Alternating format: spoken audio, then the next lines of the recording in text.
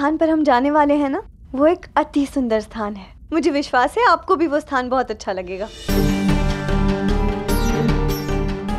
आप मेरे हैं श्रीनिवास, और सदैव मेरे ही रहेंगे। अब भार्गवी का आपके जीवन में कोई स्थान नहीं होगा। जिस श्रीनिवास के हृदय में सदा से श्री का निवास रहा है, उस श्रीनिवास को श्री से दूर करना चाहती हो तुम पद्मावती। और ये सब केवल अपने प्रेम को पाने के लिए। जिस प्रकार से तुम प्रेम पाने का प्रयास कर रही हो, उस प्रकार से प्रेम नहीं पाया जा सकता पद्मावती। अभी प्रेम के विषय में बहुत कुछ है जो तुम्हारे लिए जानना समझना शेष है।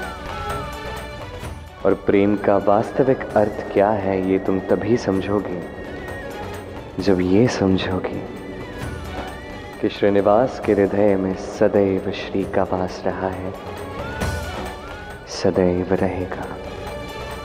इस हृदय में मात्र भार्गवी ही रहेगी।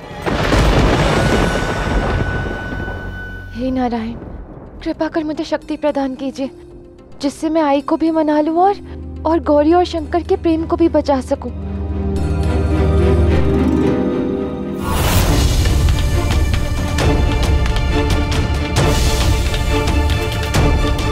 भार्गवी ताई ने तो कहा था कि वो पहली पहर की पूजा से पूर्व ही आ जाएंगी, किंतु वो अभी तक नहीं आई और आई अभी पूजा के लिए आती ही होंगी। अरे ओ महारानी, अगर तुम दो बहनों का महत्वपूर्ण वार्तालाप संपन्न हुआ हो तो मैं थोड़ी पूजा कर लूं।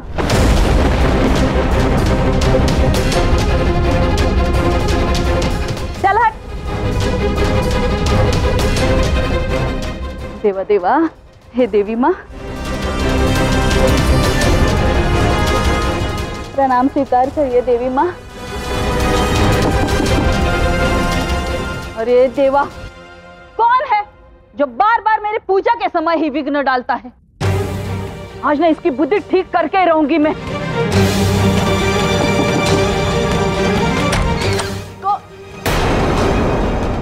तुम मेरे द्वार पर आने का साहस किया कैसे तूने? तुम भूल गई हो क्या? हमारे गांव में तेरे लिए कोई स्थान नहीं है। चलो निकलो यहाँ से।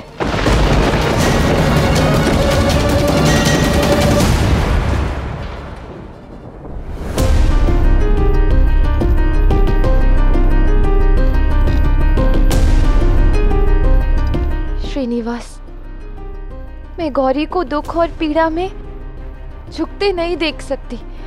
तुम्हें मुझे वो शक्ति प्रदान करनी ही होगी जिससे मैं आई को मना पाऊं।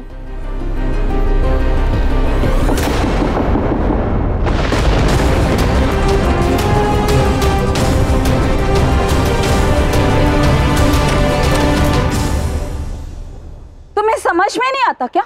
मैं तुम्हें आप पुनः मेरे मुख पर द्वार बंद कर सकती हैं, किंतु मैं अपनी बात कहे बिना आपकी चौखट से नहीं जाऊंगी।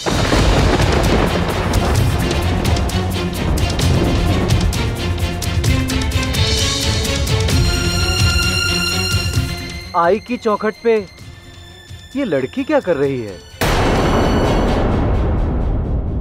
और मैं तुम्हें मेरे घर की चौखट लागने नहीं दूंगी। जो कहना है यही कहो। बोलो।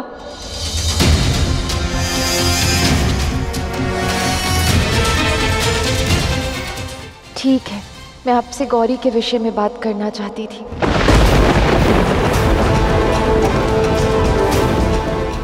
देखिए, मुझे ज्ञात है कि आप मेरे प्रेम को अपवित्र मानती हैं, समाज के विरुद्ध मानती हैं। वो भी इसलिए क्योंकि जिससे मैंने विवाह किया है वो मेरे साथ नहीं है। किंतु गौरी किसी से पूर्ण हृदय से प्रेम करती है और आपके गांव के सारे नियम मानकर उससे विवाह करना चाहती है।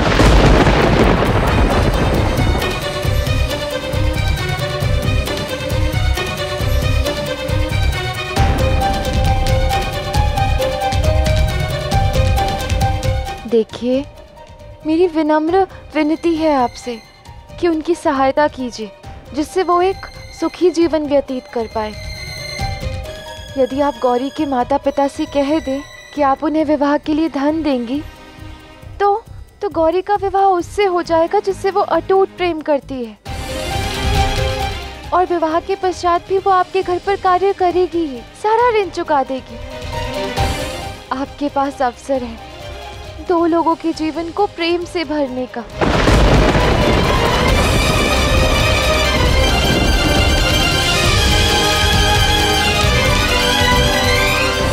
पूरी दुनिया पढ़ी है मैंने, और अब तू मुझे प्रेम सिखाएगी? तू? बहुत अच्छी से जानती हूँ मैं तुम जैसों को। पहले उमा और गौरी को बहला फुसलाकर उनसे मित्रता कर ली, और फिर उनकी समस्या मेरे पास लेकर आई, क्योंकि तुम्हें इस गांव में जो रहना है। लेकिन सुन लड़की, तेरे इस झांसे में मैं नहीं आने वाली हूँ। हाँ,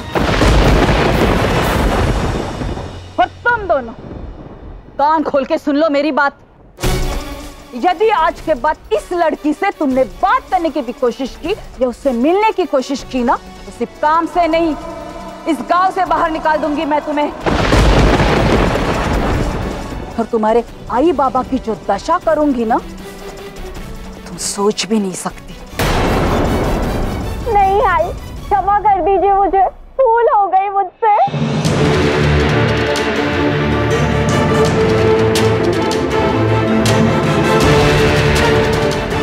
कृपया आप जाइए यहाँ से।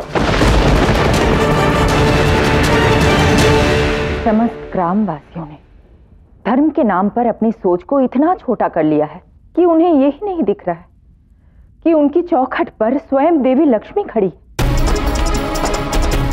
भार्गवी ऐसे कुटिल बुद्धि के मनुष्यों को कैसे मना पाएगी महादेव? इनकी आंखों पर अज्ञानता की पट्टी बंधी हुई है। ना ये प्रेम को समझना चाहते, ना किसी को प्रेम करने की स्वतंत्रता देना चाहते। तुम्हारा कथन उचित है गौरी। यह ना तो कोई किसी को सुखी देखना चाहता है, ना प्रसन्न। प्रेम की भावना कितनी शुद्ध है, कितनी पवित्र है, ये कोई नहीं देखना चाहता। बस प्रेम के मार्ग में बाधा डालने के लिए कभी जात पात, कभी ऊंच नीच, कभी धर्म तो कभी धन का प्रयोग किया जाता है। परंतु भार्गवी ने स्वयं नारायण के समक्ष ये प्रतिज्ञा ली कि वो 2 प्रेमियों को मिलाकर रहेगी। इसलिए अब उसके मार्ग में भले कोई भी रुकावट क्यों ना आए, उसे उनका सामना करना ही होगा।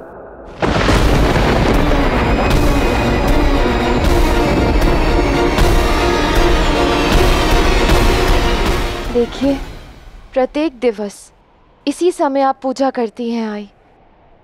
ये नहीं जानती कि किसकी पूजा करती हैं, किंतु इतना अवश्य जानती हूँ कि चाहे वो ब्रह्मा हो, विष्णु हो या शिव हो, तीनों अपनी देवियों के बिना अधूरे हैं। प्रेम तो ईश्वर के लिए भी पवित्र है ना, इसलिए केवल एक बार गौरी के प्रेम को साकार होने का अवसर तो दीजिए। भाग्य भी तो प्रेम का ही साथ देता है ना, तभी तो गौरी जिससे प्रेम करती है उसका नाम शंकर है।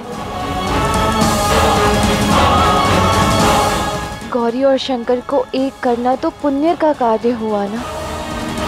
यदि आप उन दोनों को एक नहीं होने देंगी तो पाप का बोझ आपको भी तो जीवन भर ढोना होगा ना।